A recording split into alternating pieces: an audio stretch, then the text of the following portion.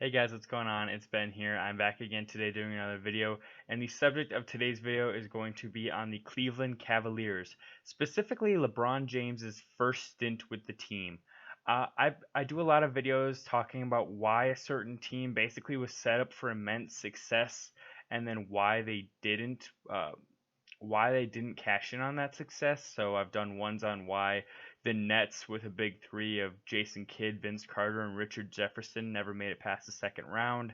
I've done ones about the Steve Nash, Dirk Nowitzki Mavericks. I've done them about the Carmelo Anthony Knicks and about a number of teams. And so today, in this installment of that sort of series, I'm going to be talking about why the Cleveland Cavaliers in LeBron James's first stint there, specifically from 2006 to 2010 when they were real contenders, why that team never got over the hump and never won a championship.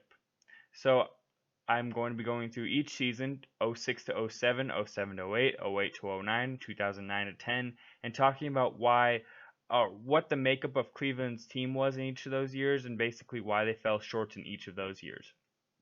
So starting out in '06 to '07, the primary starting lineup or core for the Cavs was LeBron James averaging 27, 7 and 6, Larry Hughes averaging 15 points per game on 40% shooting from the field. Then you had rounding out the starting lineup guys like Eric Snow, who was basically out there only for defense, sort of like the mid 2000s version of Pat Beverly, but even worse on defense, honestly. And then you had Big Z, Zydrunas Ilgauskas, averaging 12 points and 8 rebounds, and Drew Gooden averaging like 11 and 9. Basically the mid 2000s version of Taj Gibson. Just kind of an average guy, but not going to do anything spectacular. This team won 50 games in a relatively weak Eastern Conference. They were the 2 seed. That's how bad it was that they were a 50-win team and they were the 2 seed. They got past the first 2 rounds relatively easily. I think they faced the Washington Wizards, and then in the second round they faced the 6-seeded Nets, so they got kind of a break there, and they got to the Eastern Conference Finals against the Detroit Pistons. And it was a big upset. It was a coming out party for LeBron James, really on a national scale. He scored like I think 25 consecutive points in the fourth quarter at one point for the Cavaliers and propelled them to a win in overtime over Detroit. And that was I think in Game 5, and then they won Game 6 and they went to the finals. That was a Detroit team that was heavily favored, a Detroit team that still had Chauncey, Rip Hamilton, Tayshaun Prince, Rasheed Wallace, and Antonio McDyess. So they were really good. They didn't have Ben Wallace anymore, but Antonio McDyess had been a pretty good replacement, and they had been heavily favored. So the Cavs shocked everybody when they won. And then in the finals, the Cavs faced the Spurs, and honestly, the Spurs were just overwhelming as far as their talent. Like if you go up and down, you say, okay, LeBron, Manu Ginobili kind of matching up as far as the wing scorers. Yes, LeBron has the edge, but then you compare like Tony Parker versus Eric Snow. Tony Parker has a huge edge. Tim Duncan versus Ilgauskas. Tim Duncan has a huge edge. Bruce Bowen going up against guarding LeBron. He was a great defender, so he helped clamp LeBron a bit. And overall, if you even look at some of the numbers from the playoffs, between the playoffs and regular season for the Cavs, you see a dramatic drop for a lot of their players' production. Except for Zydrunas Ilgauskas. He stayed about the same. He was averaging like 12 and 10 in the playoffs, but LeBron went from averaging 25 points a game or 27 points to 25 points a game. He went from shooting, I believe, let's see here. He went from shooting 48% during the regular season from the field to shooting only 41%. Larry Hughes went from shooting 40% from the field in the regular season down to 35, and so on and so forth down the list. But the big thing too here was that Larry Hughes was like their second option on this team, their second leading scorer, and kind of LeBron's sidekick, and he only played in 2 out of the 4 games in the finals, and even in those 2 games he was still somewhat injured, and so he just was really not even playing. He wasn't even a factor in the finals at all. So it was LeBron and like a 35-year-old Ilgauskas versus the Spurs big three right in their primes. And so I think from that perspective, the Cavs lost this series not because LeBron necessarily played that bad. I mean, he did still average 25, 8, and 8. But more just because the Cavaliers lacked a supporting cast that was worthy of getting this far. And really, them being in this finals was more a result of a really weak Eastern Conference and Detroit basically collapsing and LeBron putting on a phenomenal once in a generation performance in that game 5 in the Eastern Conference Finals, rather than the Cavaliers as a complete team being worthy of being to the NBA Finals. Okay, but then moving on to the next year, the Cavaliers 07 to 08 were looking to build upon that finals appearance. They were still playing pretty good ball, except the Eastern Conference had got a lot more tough. This was the first year of the Boston Celtics Big Three, with the Celtics acquiring Ray Allen and Kevin Garnett, so they were a 66-win team. The Orlando Magic also started to round into shape, acquiring Rashard Lewis in free agency and also Hedo Turkoglu being the most improved player of the year. So they had a big three with those two and Dwight Howard, and also the emergence of guys like Jameer Nelson was a really good factor on that team. So they got a lot better. They were a 52-win team. So because of all that, the Cavs' schedule was a bit harder, and they only won 45 games, but they were still the 4 seed in the East, and they were still looking to go somewhat far in the playoffs if they could. And so in this season, we have a pretty similar supporting cast in that the Cavs kept LeBron, Ilgauskas, Anderson, Varejao, Sasha Pavlovich. But the main differences that we saw were Cleveland had acquired basically Cleveland had traded Larry Hughes and Drew Gooden at the trade deadline for Delonte West, Ben Wallace, Wally Szczerbiak, and Joe Smith. So they had traded basically their second best scorer and one of their starters for basically a plethora of decent role players who could give you 10 to 12 points a night and be good supporting pieces who could shoot pretty well. Szczerbiak was a good shooter along with Delonte West. Those guys, West shot 37% from 3, so did Szczerbiak. Joe Smith wasn't supposed to do a ton for this team, just sort of be like a 6-man or spot starter at power forward. But Varejao was starting a lot at power forward as well. Ilgauskas was still putting up good numbers like 14 and 9. And LeBron was averaging 38 rebounds a game and 7 assists, so he was putting up a great season, potentially MVP worthy, shooting 48% from the field still. And again, they were still looking like a really good team, basically a similar core to the year before. Daniel Booby Gibson, had come up a little bit. He was averaging 10 points a game. Delonte West, once he got to the team, was averaging 10 points a game and 5 assists. He's doing kind of like a good job of replacing the production of Larry Hughes to an extent, but between him and Wally Szczerbiak, they replaced him pretty well. Joe Smith essentially replaced Drew Gooden, averaging 8 and 5, 8 points, 5 rebounds a night. And then besides that, the other player, Ben Wallace, he did okay. He was averaging 7 rebounds a night and like 2 blocks a game. So he was doing okay, but again, an aging dude. I think he was around like 30, 33 at this time, but athletically he had slowed down quite a bit. And so again, a good team, but then in the playoffs, they breezed through the first round against the Wizards, and then the second round, they met the Celtics, who, again, if you go down and you match everybody up, you probably say, like, okay, Garnett and Ilgauskas are going to be matching up. Garnett's far better than Ilgauskas. Then you've got Pierce and LeBron. LeBron's better, but Pierce is very close to him at this time. Then you got Ray Allen versus Delonte West or Wally Szczerbiak, depending on who's in the game at a certain time. And Ray Allen is definitely better than both those guys. And then you've got a point guard, Rondo versus either Delonte West or Daniel Gibson, and Rondo's better than both those guys too. So basically out of the top 4 guys on each team, the Cavs were only better in one, and that was arguable at this time. So just overall, the Cavaliers again just lacked true star power around LeBron. So in the playoffs, LeBron's efficiency went down again a bit. He went from 48% to 41% from the field. Still averaged 28, 8 and 8 though, which is good, along with 2 steals and a block per game. So again, kind of doing everything for the Cavs. Delonte West went from shooting 44% from the field down to 40. Still averaged around 10 to 11 points per game. Big Z's production stayed the same at like 13 and 8. Wally Zerbiak averaged 11 points a game, but only shot 38% from the field, which was down quite a bit. Ben Wallace was the same as the regular season, but again, a guy who was pretty limited at this point and was just going to give you a few rebounds a night, but basically nothing on offense. Same with Joe Smith. Like, he was out there, but he just really wasn't doing that much. Like, he was more just a body to be on the court. And yeah, they just didn't have the. They had like a lot of depth of good role players, but nobody that could complement LeBron really well, like in the starting lineup. And no one who, if LeBron was having an off night, could pick up the slack, basically. This team worked really well. If LeBron was playing at like an MVP level every night, then this team looked amazing.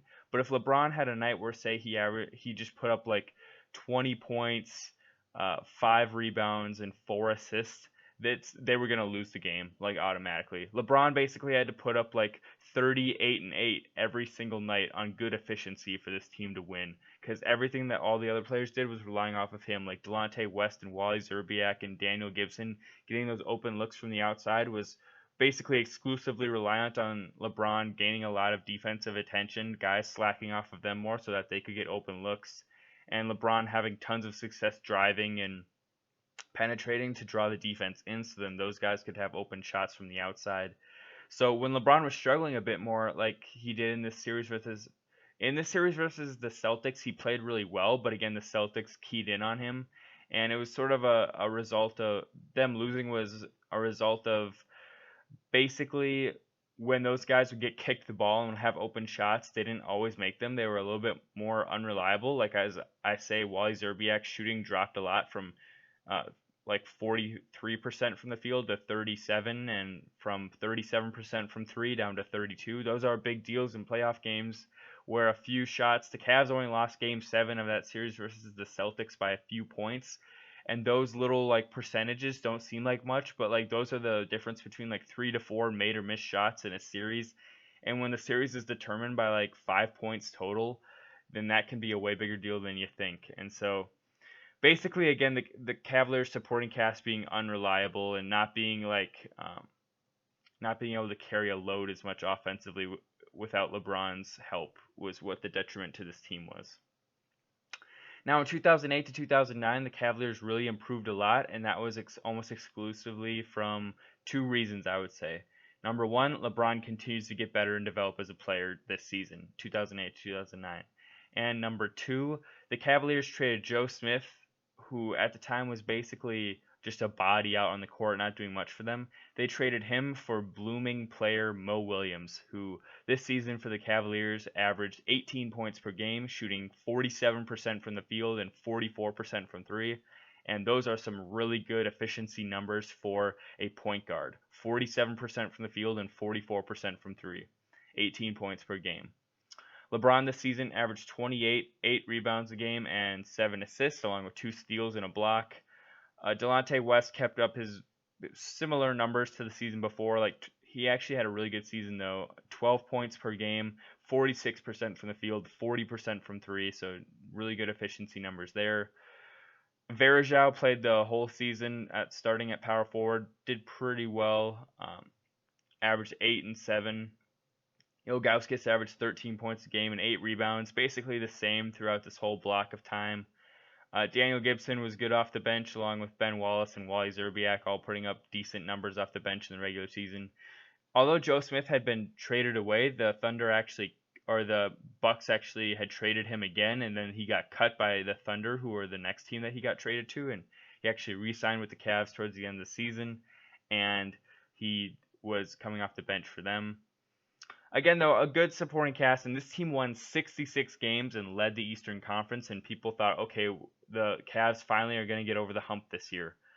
But again, despite them playing so well, it was really the same team just running it back, but they had a more reliable point guard in Mo Williams. But besides Mo Williams, the rest of the team was the same. But Mo Williams had been an all-star this year, and people were finally saying, LeBron's got the supporting piece he needs. Now they're going to really do well. Well, about that. They faced the Orlando Magic in the Eastern Conference Finals, and although Orlando was more known for their really good offense, they were actually a pretty good defensive team. At this point, they had some good defensive wings in rookie Courtney Lee, and then they had also acquired Mikhail Petrus, who's a really good wing defender. And then, of course, they had the best rim protector in the league, Dwight, down low. And that Dwight being the center and the ultimate rim protector in the league at this time really hampered the Cavs in the Eastern Conference Finals because their whole offense was based around basically LeBron penetrates, gets to the rim at will, and either the defense is going to collapse on him and then he's going to dish it to one of our shooters like Mo Williams, Daniel Gibson, Wally Zerbiak, or Delonte West, and they're going to get an open three. Or everyone's going to stick to their man and LeBron's going to blow past his guy, get to the rim, and score. Well, the thing with this was that um, the Magic could just plant Dwight in the paint, so when LeBron came, he could defend those shots, either block them or make them a lot more difficult. So LeBron shot a lot worse, and um, he struggled a lot more, and he couldn't give his shot off as well. And so then uh, it just the entire defense didn't have to collapse for the Magic to guard LeBron when penetrating. They just needed Dwight, and so for those reasons, the Cavaliers' offense struggled a bit more in this series, and again, it just became a lot more reliant on LeBron having to do everything himself because in the playoffs, I'll read off their stats. LeBron stepped up his game overall. He averaged in this year in the playoffs, he averaged 35 points per game, 9 rebounds, 7 assists, 2 steals, a block per game. His percentages actually went up. He shot 51% from the field in the playoffs. Then you had some other dudes doing decent. Delonte West actually upped his averages up to 14 points per game, 47% from the field, kept up his averages. Mo Williams dropped a bit though in efficiency, and I think that was just from defenses playing harder. And I think, as I say with this whole thing, there's less open looks because less defenses are collapsing in the playoffs to guard LeBron. They're more like sticking to their man and relying on their rim protectors. So Mo Williams is getting guarded much more frequently on his jumpers, his catch and shoots. And so he went from shooting 47% from the field down to 41, and his three-point percentage went from 44% down to 37. And those, again, it doesn't seem like a big deal, but those can be the difference in a series that's somewhat close. Like he still averaged 16 points per game, but those percentages were a big deal. Ilgauskas, he averaged around 10 and 8 in the playoffs, so similar numbers.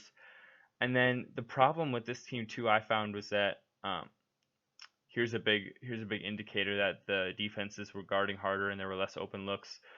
Wally Zerbiak went from shooting in the mid 30s as far as a 3-point percentage down to in the playoffs 16% from 3. And he's known to be like a 3-point sniper, so that's indicative of this team being guarded a lot harder.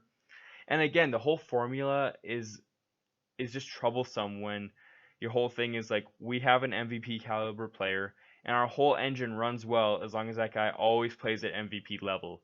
And yes, LeBron was playing at MVP level throughout this entire playoff run, but the problem was that these role players weren't completely as consistent and reliable as LeBron was. They had a lot more off nights and on nights than LeBron did. So LeBron may have been putting up 30 plus every night, but then there would be nights when Delonte West would put up 15 and other nights where he'd put up 8. Nights where Wally Zerbiak would put up 10 points, other nights where he'd be scoreless.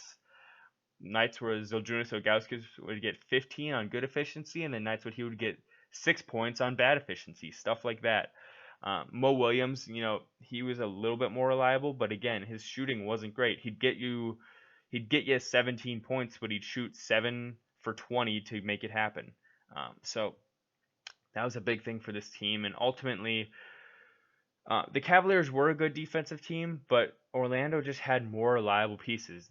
Orlando's guys like Hedo Turkoglu, Rashard Lewis, Jameer Nelson. Well, he was out for this playoff run, but Hedo Turkoglu, Rashard Lewis, Dwight, they all played at all-star or all-NBA levels, and they didn't falter in the playoffs. They all stayed consistent, so that helped them get over the Cavaliers in 6 games.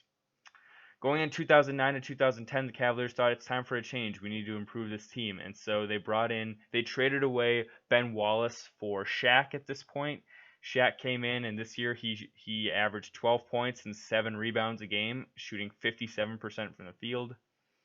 They still had Delonte West. They still had Anderson Varejao, Mo Williams, LeBron. But then they did a few other things.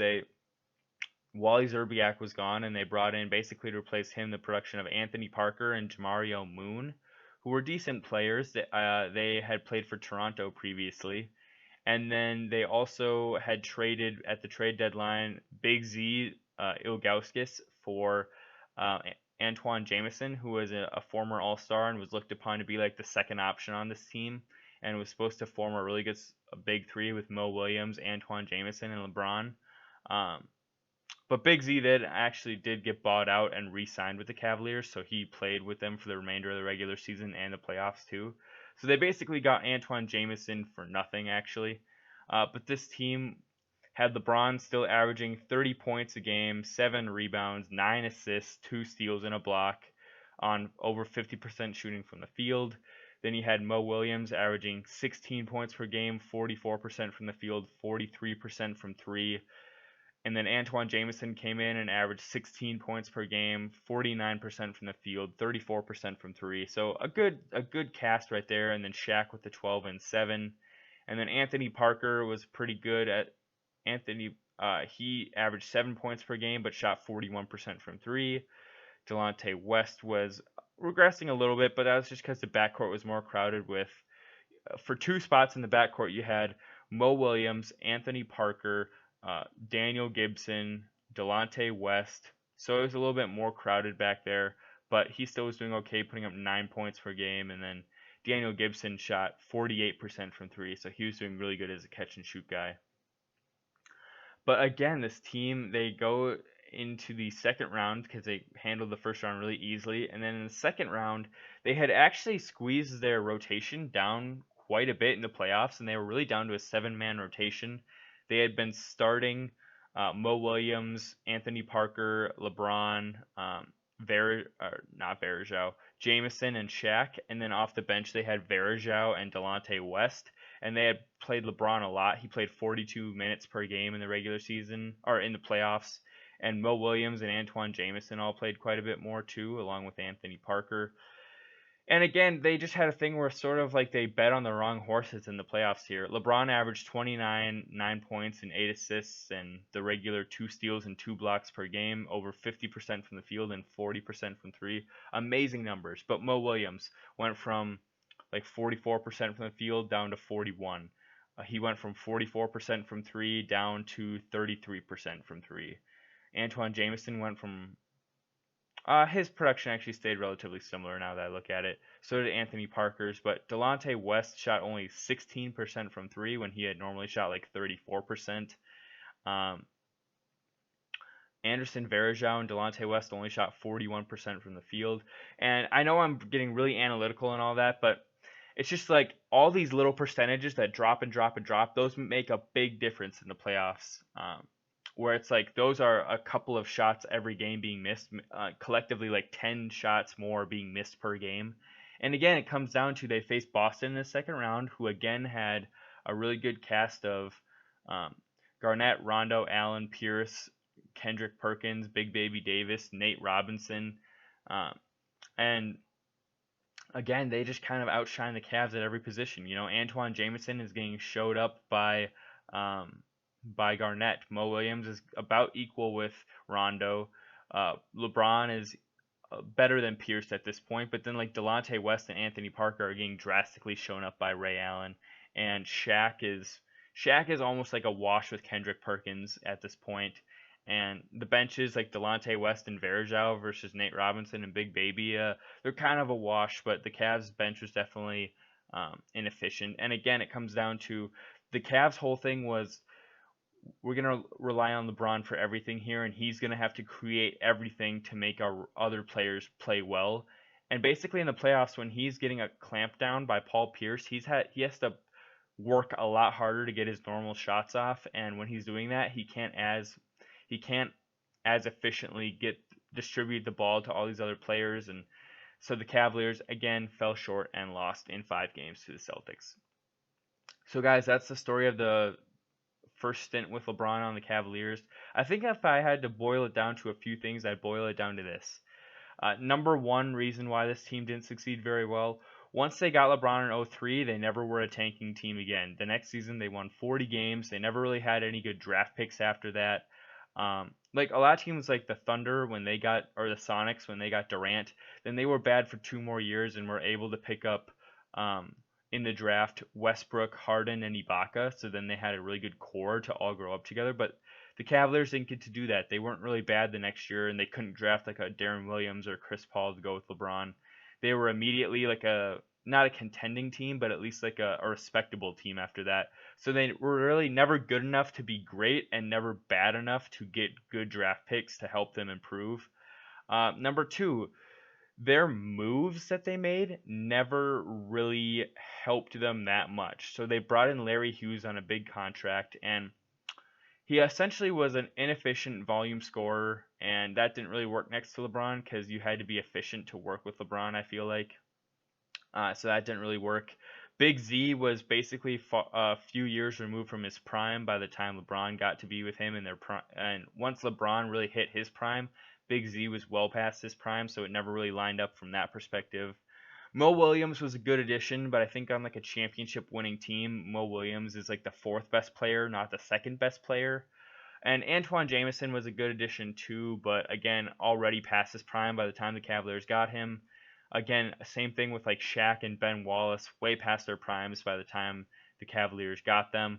It's kind of like the Cavaliers went to a Goodwill instead of like a Macy's to find their clothing, and it's like, oh well, we found a Gucci bag that's from 1990. Well, okay, you needed you need things when they're good, not when they're past their expiration date. So like if they would have gone out and they acquired like say Chris Bosh when he was in 2008, that would have been a relevant move. Or if they would have gotten Amari Stoudemire like they had talked about at some points, that would have been a good move. But the way they handled things, they're always kind of like being cheap and being penny pinchers, and you can't do that when you've got a guy like LeBron. You got to just go out and spend everything. Like look at the Bucks that they just did this year, similar situation, and they gave Chris Middleton a max contract to pair with Giannis to try and incentivize Giannis to stay. The Cavaliers never did that sort of thing. So they never had the great supporting cast because they were always shopping from the bargain bin for supporting players. They never had the high draft picks to complement LeBron, and they basically their offense was formulaic in that it was okay. LeBron's either gonna do his own thing and we're gonna be able to stop him eventually, or we're gonna just clamp down on all the shooters so that we'll let LeBron beat us, but everyone else is gonna play terrible, or we'll just maul LeBron. And we know that the supporting cast and the shooters are streaky enough that if we leave them open, they won't be able to consistently hit them. So it all really came down to the supporting cast and the schemes that they ran on offense to me. There you go, guys. That's the telling of why the Cavaliers failed in LeBron's first stint. Hope you enjoyed the video, found it informative. Feel free to leave comments below, and I hope to see you next time. Bye.